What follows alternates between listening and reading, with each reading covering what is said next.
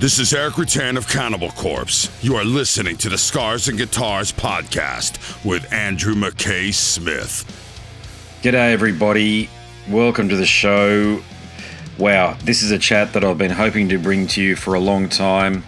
Finally materialised. It's a conversation with the great Glen Benton from Deicide. Now the catalyst for our conversation is due to the launch of, I believe it's Lucky number 13. The album number 13, Banished By Sin from Deicide. It'll be out later on in April. Now, there are far too many topics that we cover through this almost half an hour chat, but I will say I've been a fan and a follower of this band, even when I stopped listening to metal for quite some period of time there in the early 2000s when I checked out. And Stench of Redemption was actually the album that got me right back into listening to extreme stuff in 2006. So yes, we talk about that. Their Brisbane show in the same year. Taylor Nordberg playing older material such as Legion. Some of the lyrical themes on Banished By Sin. Mark English from Monstrosity and his tenure in the group. Jeramie Kling, their front of house engineer. So many topics of conversation. I'm sure if you're a fan of the show and of course of Deicide and Glen, you're going to find a lot to wrap your ears around throughout this chat. So here he is, Glen Benton from Deicide. Thanks for making the time to have a chat with us. Really appreciate it, by the way. No problem, man. Hey, give me 1 second, I can switch over. Sure. Well, just go ahead and do it, man. I'm really pressed for time today. We got a full boat today. Okay, no worries, mate. How much time have we got? I think 30 minutes. Cool. Okay. Well, I'll kick straight into it then, Glen, for you. Then it's sure. I've got the press release, okay, accompanying the album, and right. I've listened to the album, and it certainly lives up to this boast that it proudly announces a return to 1990s style musicality, which is a testament to the band's unwavering dedication to your craft. So could you elaborate on how you've incorporated modern elements into what I'd describe as a legacy sound? Well, it's like everybody's kind of, with technology, everybody wants to pick and choose what technology they use these days. And for the record and the recording, the last several records we've done, well, like I say, man, I've never been completely happy with the process because we lose a lot of sound quality in that between, rough tracks, mixed mastering and that. And I just kind of found a few tricks, this time around, which is, don't listen to anybody but myself, and little compression as possible. Use actual real amplifiers and cabinets to, with microphones and direct ins, instead of letting Pro Tools do everything, and using plugins and, modeling amps and all that kind of crap. We took it old school. Okay. Even with the drum sound, we use more mic sound than we use sample sound, Okay. Gotcha. Yeah. Old school. And we didn't go big. Like I say, man, we recorded it right up the street from my house here, Jeramie's house, in his studio there in his living room. And I say, man, we took the old school route to tracking it because Jeramie runs our live sound, so he knows what we sound like and what we want to sound like. And man, he did an incredible job. Agreed. And I actually met Jeramie aboard 70,000 tons of metal this year with Taylor. And look, he strikes me as a bloke who lives and breathes extreme metal. So what are the attributes that he brings to Deicide that make your partnership with him so successful?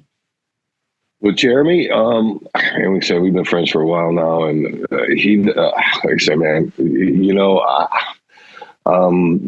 what? The guy, he knows his shit, man. You know what I mean? I mean, no doubt about it. Jeramie asked me, because we road bike in the morning sometimes, and there was a stretch there we were doing, and he approached me about doing it at his place, at least letting him, take a swing at it, And I was all about that because, the whole, the way we were doing it over in Sanford, Florida, that was like a 3-hour drive for each one of us each way. And by the time you get there, you're just so depleted mentally from that. It really just, it kind of it really made the process long and drawn and dragged out, and I think that now we just a really fresh approach to it. A really I don't give a fuck approach to it. Really, it's really more like it. We're like we really didn't take anybody into consideration but ourselves. Yeah, and thank you for doing that, by the way, as an old fan. Yeah. What about, I read in the bio as well, sorry, the press release, that each band member contributed to the songwriting. Now, how did you manage to strike what I'd describe as a harmonious balance between what people bring individually, because you do have a new member in Taylor. He's taken over from Mark. So the individual styles that people bring, but the album still sounds extremely cohesive. It's a Deicide record without a doubt. So how did you manage that balance? Mark, well, like I say, man, me and Steve write what we write, Kevy writes, his stuff. And Taylor, he came in and, not a lot of guitar. I've never seen this level of professionalism out of any guitar player ever in this band. But he took upon himself to record Steve's drum playing while we were on tour, and then wrote songs based around Steve's playing style, which is the Deicide sound. So, of course, his Taylor songs are going to reflect that. And I think Taylor did an amazing job at capturing that essence of what we, this band is, Yeah, agreed. From the perspective that I also met Taylor, as I mentioned, and I bowled 70,000 tons of metal, and I did get to talk to him a fair bit. He's a very impressive bloke, in addition to being an excellent guitarist. And watching Inhuman Condition, man, I heard Deicide straight away. So I know Jeramie's doing sound and is also the singer in that band there, but he just gets what Deicide is all about. But that's one thing. So beyond that, and as I mentioned, I think he comes across as a tremendous fella. What other qualities does he bring to the band? Jeramie? No, Taylor, sorry. Oh, Taylor? Or what do you mean, like what he brings to the band? I mean, dude, the kid's a phenomenon. He's a phenomenal guitar player, man. He plays from his essence and his spirit and his soul, man. He doesn't play from a Mel Bay guitar lesson book, you know what I mean? He's yeah, man, he's a really deep person, and he's educated in the ways of a recording studio. He knows how to engineer, and having him and Jeramie both, having two engineers involved in the band now. I mean, yeah, man, it's incredible. Yeah, incredible. Yeah. Gotcha. Look, Mark English from Monstrosity, another tremendous guitarist and another phenomenal talent, and I really loved the last album as well. By the way, a lot of people did. And but can you share why he exited the group? Mark, just really, man, it's like, listen, I run this band.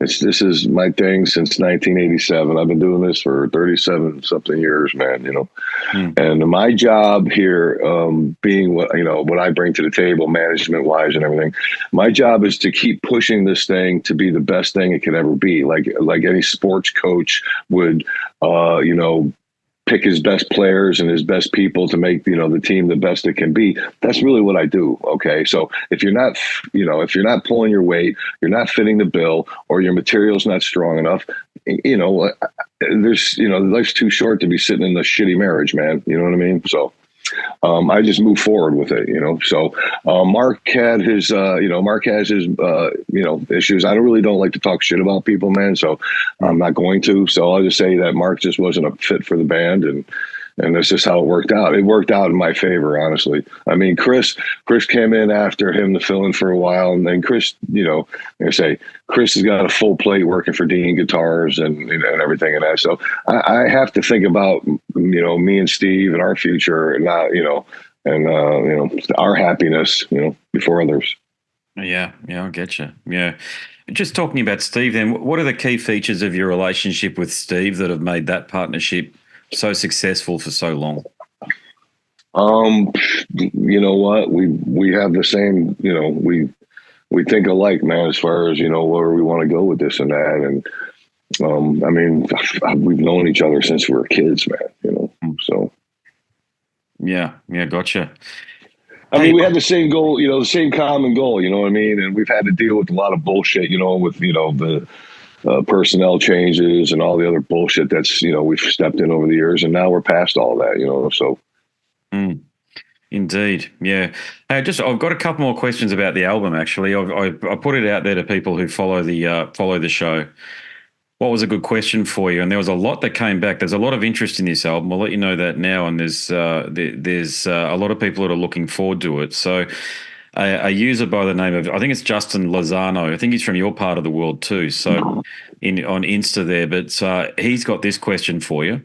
You have played the first three albums in full at Philly Metal and Beer Fest, I think it is. So has learning some of the older, and in the case of Legion, more technically complex material, has it given you a kind of musical freedom where you feel comfortable tackling more technical material, which is what it sounds like it is on the new material? Well, I can say this, like when COVID hit and we started, working on the Legion stuff, it was actually, that was 92 or some, time back then. And you find out real quick that you become a better musician when you go back and try to, when you go back and relearn some of this stuff. You're like, wow, what you thought was, had a difficulty level of 10 is now more like a 2, So it was kind of fun, like, going back over that stuff and, it's a real morale booster, So it was a good time. And like going back and like relearning some of the stuff for the Philly festival and that, Trick or Betrayed and Carnage and all that kind of, it was kind of fun, man. I haven't done those songs in a while. And like I say, it's, we're going to probably bring those in the set a little more frequently. And, Yeah. What about with the lyrics on Banished by Sin, so the new album, they're described in the presser as spiritually antagonistic. Now, if you guys had an elevator pitch, it'd be that. But were there any other themes or messages that you hadn't that are brand new for the band that you introduced on this album? Well, man, I write from my inner self and that, and Kevy and everybody, they write their songs and then I come in and tweak them and shit like that. But because I want everybody to get an equal, share of publishing and everything like that. So I let everybody contribute as fully as possible. And that, like I say, we're all in the same frame of mind here. And that, for me, when I write, man, it comes out of my soul. And, I do a lot of writing, like for the other guy stuff, I do a lot of that at the mic stand, when I go to record it, if there's things that, just say I make sense of it all, if you want to say that, you know what I mean? So, yeah, man, like I say, messages wise in that, I mean, I'm just like everybody else, man. I lived through that bullshit called COVID and maybe there was a lot of that pent up in that. And, I've had a pretty shitty decade, and now it's all the smoke is cleared and shit. And, I find myself by myself, my kids have moved off into the world and there's really not much to do except be Glenn again. So that's where I'm at. Just being me without any, PG-13 warnings, I can be as X-rated and R-rated as I want. Well, here we go. I always throw a bit of we call it a flipper here in Australia because we play cricket, not baseball. So it's not a curveball, but a flipper. But here I go, Glenn. All right, you ready? The USA, like the rest of the developed world, has been under the hammer of left-wing authoritarianism for some time now. Okay, so it's almost a decade or so. So you talk about what the last decade has been like for you personally, but right across the developed world, so the COVID propaganda thing with mask and vaccine mandates, Black Lives Matter, critical race theory, repatriations, DEI policies and other nonsense, and you even had to go into Alexandria Ocasio-Cortez. She called the handling of the process to fund Israel's Iron Dome, which we saw in action this week, shielding Israelis from an attack by Iran, that it was a reckless decision by House leadership, if you can believe it. So my question for you after that is this. Can the USA and indeed the world survive another 4 years of Biden, or do you think Trump is going to bring similar chaos? Man, you know what? I have a saying, and I live by it. Politics are for assholes, Mm-hmm. I'll leave it at that. There you go. All right. The stench of redemption. It didn't just reinvigorate your career. It refocused death metal at a time when the gaze on extreme metal was primarily on metalcore and deathcore. Okay. So your partnership with Ralph Santolla, it's crucial and it is vital. And I think it's fair to say soloing will just never be surpassed in extreme metal. But what are your memories of working with Ralph? Well, Ralph, Ralph was a complicated individual, man. Ralph, like all of us, had his demons, and Ralph could be one of the most funniest people on this planet, man. And like I say, me and him had a really fucking weird relationship in that, but towards the end there, we made peace with each other, and I hope he's in a better place and he's happy now. Yeah, fantastic. Yeah. Those 3 albums you did with him are just superb, by the way. It's not just The Stench of Redemption, but I proudly wear The Hell With God as a back patch on my jacket. So there you go. Right on. Okay, so I'm going to mention something locally. Your show in Brisbane in 2006, it was memorable, but probably for all the wrong reasons. I love the show, by the way, but do you remember this? You were spat on by the crowd and you had to skip songs. Does that ring a bell? Yeah, I don't remember it, but like I said, that was the last time I was in Australia. Not many people know this, but my son had been taken illegally, removed from the state of Florida. And I had, the whole time I was in Australia doing that tour, I was on the phone with attorneys and courts and everything, making arrangements to get a court order to go retrieve my son and bring him home when I got back from Australia. So I had an option to cancel that tour, and I didn't. So if there was any kind of short givings or anything, my apologies in that, but I had a lot on my mind, if you know what I mean. I don't blame you. I apologise for the crowd behaviour that night. You put in a superb show, nonetheless, and I'm sorry to hear again that, yeah, well, that was the longest Australian tour I ever did, man. It felt like a fucking eternity, And as soon as I got home, I grabbed my court order and went up to the state of Pennsylvania and retrieved my son and brought him home forever. Yeah. Well, good on you, mate. Yeah, I've noticed that. I've read a lot of your interviews and listened to them over the years, and you're a family man. And look, your legacy notwithstanding, look, I'm Australian, but heritage is Irish, right? So Catholic. I'm Catholic, but you're of Sicilian heritage in the same way. So do you observe any of the Catholic rites and practices still? I don't observe shit, dude, except myself. I observe the amount of weed I have left over in my container. That's about what I observe. Yeah. Gotcha. So no seafood on Good Fridays or Fridays at all, for that matter? My family used to do I used to call it the dance of the 7 fishes or whatever the fuck they call it. But I don't, man. I don't participate in these pagan holidays. These fucked up rituals of eating fish on the fucking. Nah, man. I really don't even. I'll just go to the casino, have a martini, and do some gambling. Yeah. There you go. Okay, but it's good to hear you grew up in a household that was culturally Catholic in that way, though. I think it gives you. Well, you know what? People don't realize. My mother was a Sunday school teacher. My mother was Lutheran. My father was Catholic. So we lived at war with each other, and like I say, my mother was a Sunday school teacher, and I was subjected to that shit for several years, and I mean, people wonder why I am the way I am. Well, I say, man, I was exposed to things at an early age that really were like creepy, haunting, and fucked up at the same time. Okay, there you go. I've hinted at this next question. You do have done a lot of interviews over the years. You're very charismatic, but what's the question that keeps on coming up that you're sick of answering? There's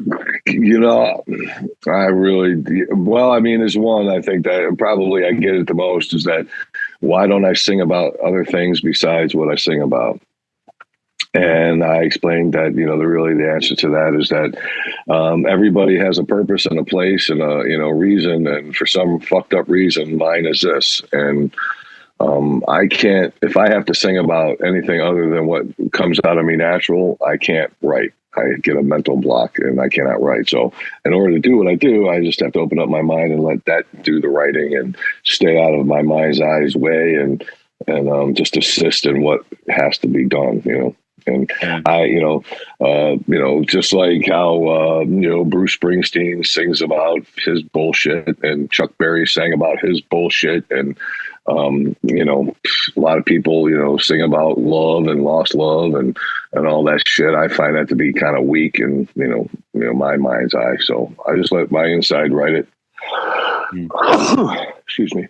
I thought it was going to be, the question about the Hoffman brothers that you go onto the Deicide, if Blabbermouth, whatever it might be, or YouTube thing, you just see constant questions about where the Hoffman brothers are. Does that question keep on rounding on you?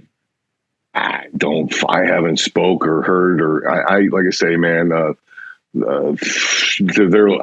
don't can participate in their level of stupidity, so I just avoid. I haven't spoke to them in 20 years plus. I don't have no desire to ever relive that nightmare ever. Mm-hmm. Okay, yeah. But look, we like I say, man. Everybody knows that story. That's an oldie. Yeah. Yeah, no, I agree. It's out there for anybody to read. Look, I've tried to communicate with the guys, and I got as far as having an email exchange, but it was a very brief one, and it never went anywhere. I'd love to talk to them. I'm on the record as saying that because I'm sure they've got a story to tell. But yeah, we'll see what happens in the. I mean, their story. Like I say, man. All I can say in regards to them is I mean, there's been attempts, on their behalf to, contact me and Steve actually. But they try sending messages through Canella and stuff like that. I just don't have, like I say, man, I have a saying in my life, and I apply it to everything and anything in my life, and I do not swim up shit river a second time. All right? Yeah. So I'll leave it at that. There you go. Yeah. Well, you've succeeded despite a lot of odds. And look, your success, I'm talking about you personally here, by the way. So your success is a great example at fantastic music and connection to fans through music. It isn't enough to stand out. You need to actually be a strong personality who is charismatic. And here's a key point, isn't afraid of the media and can actually engage with fans. So do you think, in your view, you've been around as long as anybody doing this, 30-odd years or so now, if you can believe it. Is it fair to say that the internet killed the rock star, so to speak? Because I think Corey Taylor from Slipknot's about the last iconic extreme metal or heavy metal frontman to emerge in the last 25 years or so. Yeah, I think that it's people have lost their individualism, man. I think in a lot of ways, people are so worried about competing with the next guy on Instagram and TikTok and all this bullshit that people they're afraid to show their individualism and be themselves, I mean, you have the whole, these goth movements and these people that, like I say, you've had all these things over the years and that, but people are too worried about, we live in a really weird world now, man, where everybody and anybody thinks their opinion matters. And so people, I think, are afraid to, step outside the box because they're so afraid what everybody's going to say about them in these, social media platforms. So I think that really, that suppresses a lot of people, so you don't have very many, the Lemmys and the Ozzies and the Ronnie James Dios and that. They say, man, they're we're fresh out. Yeah, agreed. That's it. Mate, I think once guys like you decide to hang up the bass guitar, that's it. There's none really coming through.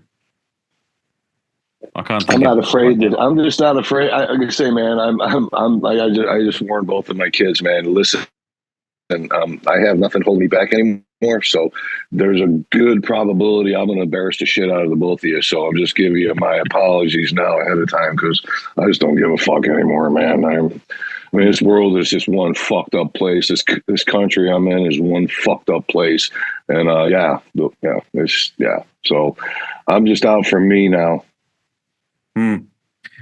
Gotcha. What about, look, I'm a bassist and I quite enjoyed your bass playing over the years. I tend to focus on that as much as I do the rest of the music. But what bass setup are you using for both recording and touring these days?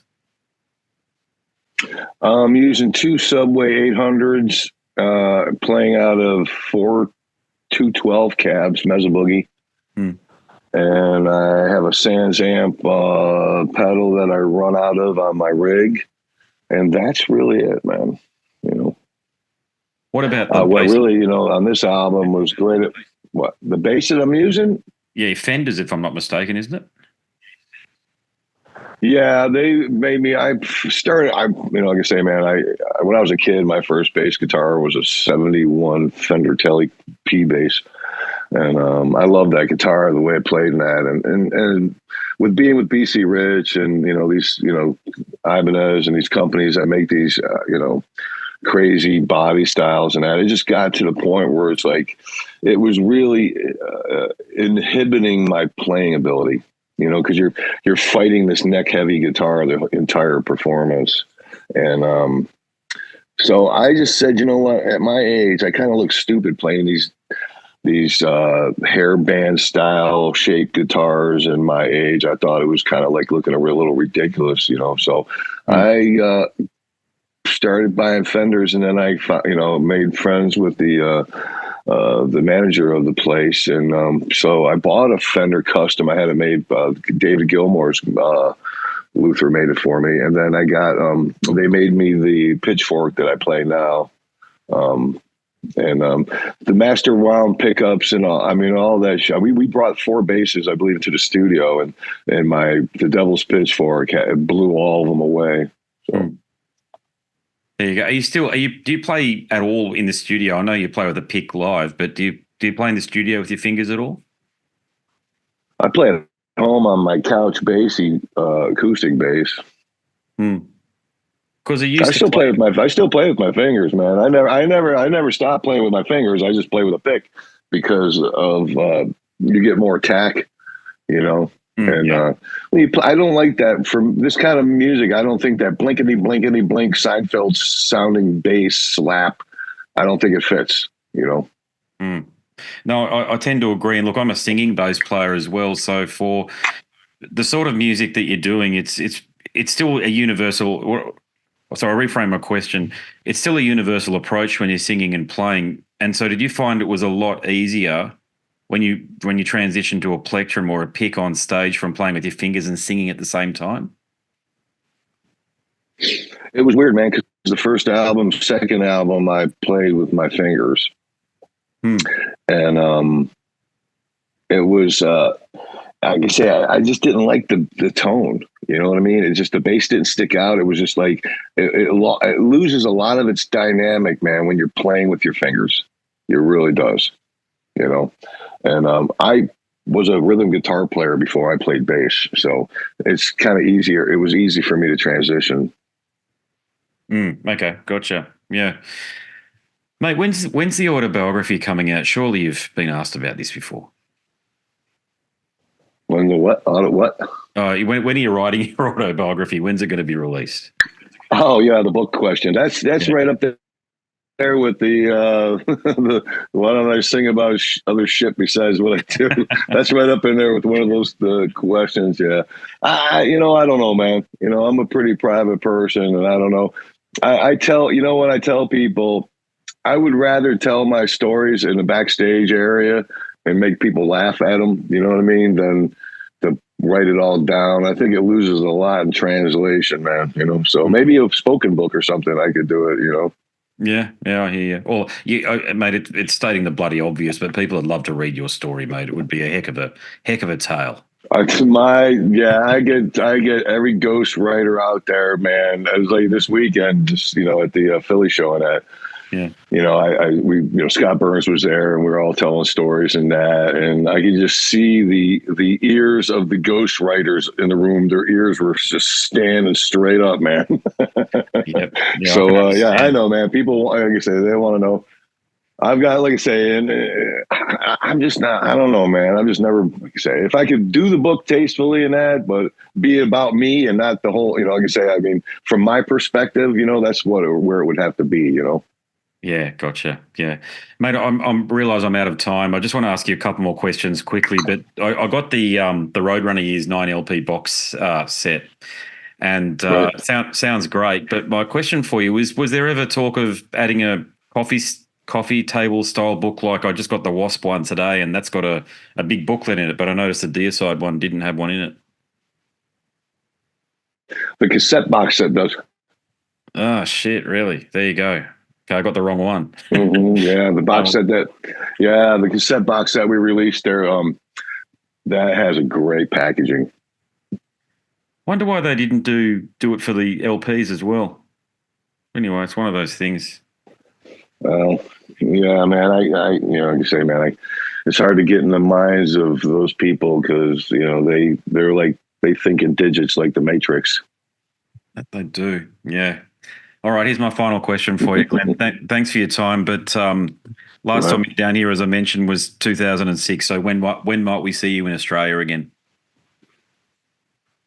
Probably this year sometime, man. We're going to try to, set something up there and that, because there's a lot of other countries on the way there and that we would like to hit, so this time around, I think, it's not the greatest of flights, but I enjoy being in Australia. I enjoy the food and the people and that, man. We have a good time down there. So I just would like to go back again because, like I say, the last time I was there, I didn't really get to enjoy it because I was sitting on phones with lawyers the whole goddamn time. So I'd like to be able to go enjoy myself this time. You guys got some really great seafood places. And, yeah, man, I really enjoy the beach and stuff there. Killer. Well, and it goes without saying, mate, that you're welcome down here anytime. And it's been it's been fantastic to chat with you. I'll just let you know that one of the very first extreme metal album I ever bought was Legion, and it had a tremendous impact. And I'm sure you heard that story many times, but this is the irony, mate. I realise the subject matter might not be that positive, and a lot of people, Tipper Gore and beyond, might find it unpalatable. But, the reality is, mate, it's had a very positive impact on many of our lives. So there you go. Well, when we come back down there, we'll be sure to play the Legion album for you guys. There you go. All right. Fantastic stuff. Thanks again, Glenn. It's been a fantastic chat. Awesome, brother. Thank you, man. Cheers, mate. Awesome, brother. Thank you, my man. All right. Well, there you have it. A conversation long awaited with the great Glen Benton from Deicide. I thoroughly enjoyed my time talking to Glenn. I just wish I had more of it, but that's usually the case. Now, if you enjoyed that chat with Glenn, there are many more just like it over at scarsandguitars.com. Think about this. If you like listening to extreme metal, you probably like hearing from the members of the bands that create the music. Well, that's what my show's all about. Think members of Morbid Angel, Death, Obituary, My Dying Bride, Paradise Lost, Cradle of Filth, Nocturnus. They're all there. All right. So that's it from me. My name's Andrew Mackay Smith, and I'm the host of Scars and Guitars. Until the next one, it's a goodbye for now.